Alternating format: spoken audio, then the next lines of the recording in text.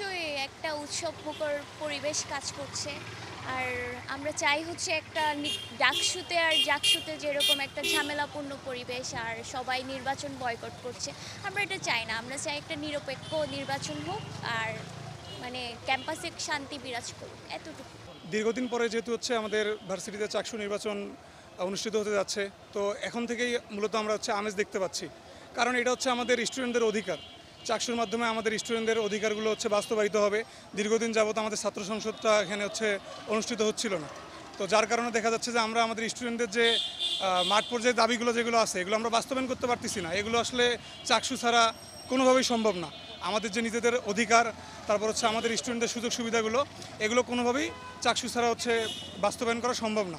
তো আমরা চাই যে কোনো হচ্ছে দল দেখে না বা কোনো প্রতীক দেখে না বা কোনো দলের ব্যানারে না, আমরা চাই যোগ্য ব্যক্তিকে ভোট দিয়ে নির্বাচিত করে আমাদের নিজের তার মাধ্যমে হচ্ছে আমাদের নিজের দাবিগুলো বাস্তবায়িত করব, যাতে আমরা এই ভার্সিটি স্টুডেন্টরা হচ্ছে উপকৃত হই এবং আমাদের দাবি দাওয়াগুলো বাস্তবায়ন হয়।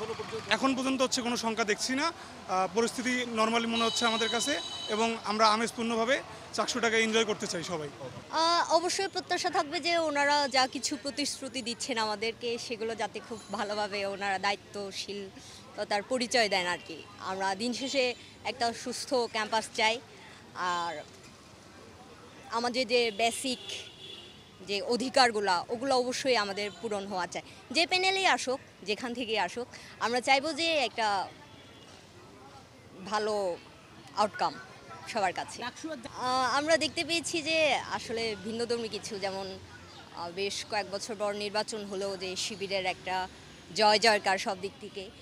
আমি আসলে বলতে পারছি না আমাদের চাকসুর অবস্থা কোন দিকে যাবে, তবে শিবির যদি ক্ষমতায় আসে আমার ওদের কাছ থেকে একটাই ইচ্ছা, আমি চাইবো যে বা একটা প্রশ্ন ওদের কাছে, যে শিবির ওদের মতাদর্শের বাইরে অন্য কোনো মতাদর্শের প্রতি শ্রদ্ধাশীল বা সহনশীল হতে পারে কিনা এই জিনিসটাই।